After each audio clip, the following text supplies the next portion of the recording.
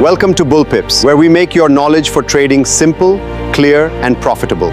I am your step-by-step guide, and together we will master the markets. Whether you are just starting out or growing your portfolio, with the right knowledge and strategy, your journey to success starts right here. Let us begin.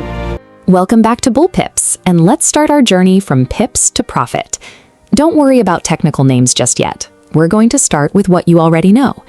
You see, there's a good chance you've already been part of a multi-trillion-dollar global market without even realizing it. Picture yourself stepping off a plane in Tokyo.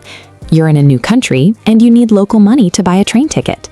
To get that money, you head over to a small booth at the airport to swap the cash in your wallet for the local currency.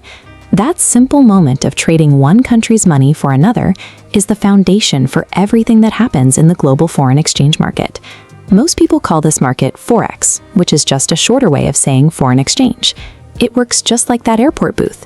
You give them a US dollar, and they give you a specific amount of Japanese yen based on that day's exchange rate. While you might be swapping $20 for lunch, massive banks and international companies do this same thing with millions of dollars every single day. Every currency has its own price tag that moves up and down. Learning why those prices change is how you begin to navigate the market with confidence. To see how this works on a global scale, we need to look past that small airport counter. It helps to think of the Forex market like a giant, busy farmer's market. In a regular market, tomato prices change based on availability. If there's a shortage, the price goes up because everyone wants them. Forex is very similar. Instead of tomatoes, people are looking at the health of a country's economy to decide if they want to buy that country's money. Trading is simply trying to buy a currency when it has a lower price and selling it later if that price goes up. In this market, you never buy a currency by itself. You always use one to pay for another. We call this a currency pair. It's a way to compare the strength of two different countries at the same time. Think of it like a tug of war. For example, here we have the US dollar on one side and the euro on the other. If the US dollar side gets stronger, the euro side loses ground and becomes relatively cheaper. Every trade is a choice about which side of that pair you think will grow stronger over the next few hours or days.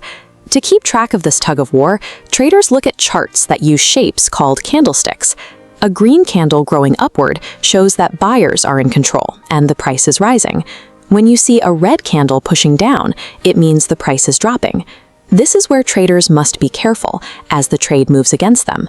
These patterns leave a visual footprint on the screen, showing us exactly how people all over the world are reacting to economic news. Unlike a local market in your town, the Forex market never closes for the night during the week. Because the globe is always turning, there is always a major financial city somewhere that is just starting its workday. The trading day begins in Tokyo, and as their massive banks open, the global market officially kicks off.